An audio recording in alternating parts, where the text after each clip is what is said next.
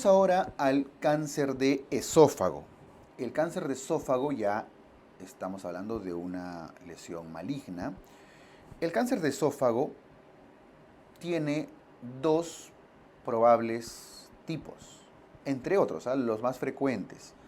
Puede ser un carcinoma epidermoide o puede desarrollarse un adenocarcinoma. Recuerden que en el esófago hay un epitelio poliestratificado. Vamos a cambiar de color. El esófago tiene un epitelio poliestratificado no queratinizado, ¿no es cierto? A diferencia de la piel, que sí es queratinizada, la piel, el resto de la piel. Este epitelio poliestratificado no queratinizado, por el tipo que maneja, puede desarrollar, cuando hay los factores predisponentes, un carcinoma epidermoide. Ahora, el adenocarcinoma no tiene su origen en este tipo de epitelio. Por lo tanto, para que el esófago pueda desarrollar un adenocarcinoma, primero tiene que hacer una metaplasia, es decir, un cambio de epitelio, un epitelio cilíndrico columnar, ¿cierto? Y ahí puede desarrollar un adenocarcinoma. Por eso es que la localización es distinta. El carcinoma epidermoide en el esófago es más frecuente en el tercio proximal y el tercio medio. Incluso debemos resaltar acá el tercio medio porque es la zona más frecuente de cáncer de esófago y por eso el carcinoma epidermoide es el más común. Entonces, toda la parte superior, proximal, media del esófago hace carcinomas epidermoides. En cambio, la parte distal hace adenocarcinomas. ¿Ok? Adenocarcinomas.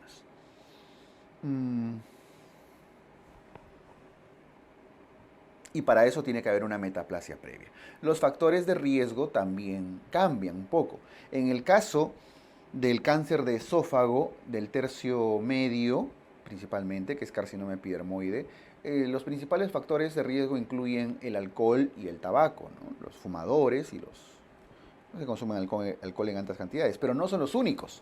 Acá se incluyen también las quemaduras por cáusticos, o sea, irritaciones severas, procesos inflamatorios severos que hayan ocurrido en algún momento de la vida y que puedan cronificar, ¿no es cierto?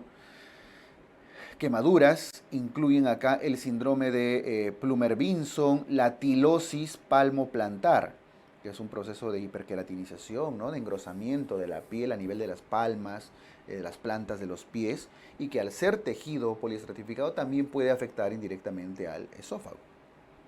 Entonces, síndrome de Plummer-Vinson, tilosis palmoplantar, quemaduras cáusticas, etc. Pero los más frecuentes son el alcohol y el tabaco. Y eso puede desarrollar a la larga la malignización del tejido. El adenocarcinoma, por otro lado, al requerir una metaplasia previa en la historia natural de su enfermedad, entonces necesita un cambio de epitelio y eso es común en qué patología, en el esófago de Barrett, ¿cierto? En la esofagitis de Barrett, una de las complicaciones del reflujo gastroesofágico.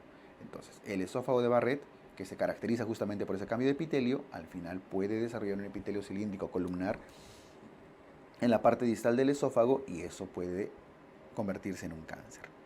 Entonces, la diferencia entre de estos dos tipos de cánceres frecuentes básicamente está en la localización y el factor de riesgo importante. Por supuesto que el tabaco y el alcohol también pueden desarrollar o favorecer un adenocarcinoma, por supuesto. Pero lo que quiero que tengan en cuenta es acá que el epitelio cambie, tiene que cambiar para cambiar de tipo de cáncer. Ahora, ¿cuál es más frecuente entre los dos? Aquí tengan cuidado. En nuestro medio, el más frecuente es el carcinoma epidermoide. Este es el más común. Sin embargo, cuando ustedes vayan a revisar el mismo UpToDate, les va a decir que el adenocarcinoma es el más frecuente. Y esto porque mucha de la literatura está basada en epidemiología americana, europea, ¿no es cierto?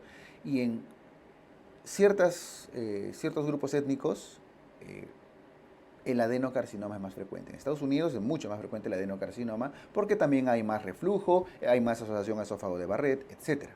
Igual en ciertas partes de Europa. Entonces, van a encontrar en literatura extranjera que el adenocarcinoma es el más frecuente, pero en nuestro medio, en nuestras guías, es el epidermoide el más común. ¿Y con qué deben responder el examen? Con nuestras guías, con lo que hay en nuestro país. Y eso es carcinoma epidermoide en más frecuencia. Okay.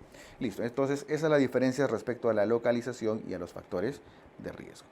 Muy bien, entonces solo para representar acá, el tercio medio es carcinoma epidermoide o células escamosas, ¿no?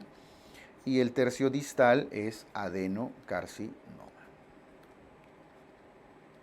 Más que tercio distal, ya la parte proximal, cercana al estómago. La clínica es similar en ambos casos.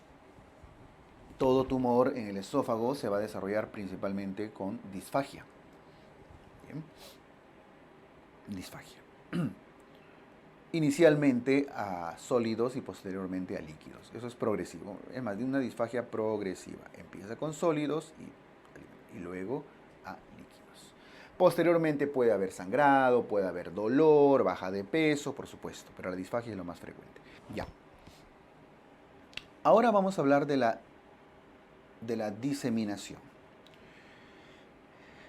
El carcinoma epidermoide del tercio medio y tercio proximal también se disemina principalmente por contigüidad a órganos vecinos.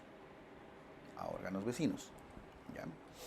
Y hay una razón, porque el tercio medio, el tercio superior, casi todo el esófago que está en el mediastino, en la zona torácica, no tiene serosa. Recuerden que histológicamente la capa más externa solo tiene una adventicia. Ese es un factor. Entonces, se favorece la probabilidad de invadir a órganos vecinos, de atravesar la pared. Recuerden que la diferencia está básicamente en que en una diseminación por contigüidad, con G, se disemina a órganos vecinos. En cambio, cuando hablamos de continuidad con N, se disemina en el mismo plano, en la misma superficie, como si se derramara dentro de la misma mesa. Esa es la diferencia entre contigüidad y continuidad. Muy bien. Entonces, en el caso del carcinoma epidermoide se disemina a órganos vecinos. ¿Y cuáles son los órganos que se encuentran dentro en la cercanía al esófago?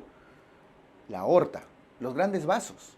Entonces comprenderán que si una célula maligna invade la aorta, esta se puede diseminar con mucha facilidad y prácticamente pues ya está hecho, ¿no?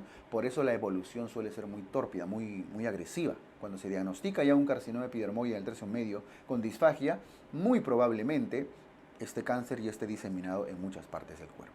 ¿Ok? Bien, entonces, el carcinoma epidermoide se disemina principalmente por contigüidad y en el caso del adenocarcinoma del tercio distal, principalmente por vía hematógena. ¿Y hacia dónde? Recuerden que el tercio distal del esófago está irrigado por las arterias gástricas izquierdas, generalmente irrigación abdominal. Por lo tanto, su retorno venoso va hacia la vena porta. ¿Recuerdan? El tercio distal del esófago va a la vena porta, a diferencia del drenaje venoso del tercio medio y tercio proximal, que va principalmente a la vena cava. Pero como va a la vena porta, entonces la diseminación es principalmente hepática, al hígado. En cambio, el epidermoide suele ser a zonas extrahepáticas. Bien, esa es otra diferencia entre los dos cánceres. El tratamiento. Muchos de los cánceres, tumores escamosos, carcinomas epidermoides, suelen ser muy sensibles a la quimioterapia y a la radioterapia. Y esto ocurre no solo en el esófago, sino también en otra región del tracto gastrointestinal, donde también es frecuente el carcinoma epidermoide. Estamos hablando de la región anal. Por lo tanto, no olviden, los escamosos epidermoides son sensibles a la radiación, a la quimioterapia con radioterapia combinadas. Sin embargo, se puede realizar cirugía, resección quirúrgica, si es que el tratamiento no funciona, no mejora o en todo caso hay recidiva o es un tumor ya muy avanzado, ¿no? Entonces se puede optar por tratamientos quirúrgicos que evidentemente van a incluir la esofagectomía. Ahora, en el caso del adenocarcinoma, dada su cercanía al estómago, sí hay que hacer resecciones un poco más amplias. Aquí se puede realizar una esófago-gastrectomía, no necesariamente sacar todo el estómago, ojo, pero se resecan la parte distal del esófago y zonas proximales del estómago. puede realizarse estos procedimientos dependiendo nuevamente del grado de invasión, por supuesto, ¿no? Y qué tan severo esté. Pero en general la diferencia es que el epidermoide tiende a ser más sensible a la radiación y a la quimioterapia. En cambio, el adenocarcinoma suele ser principalmente quirúrgico. Muy bien, entonces ahí tienen las diferencias entre el epidermoide y el adenocarcinoma en el caso del esófago, y el más frecuente es el epidermoide.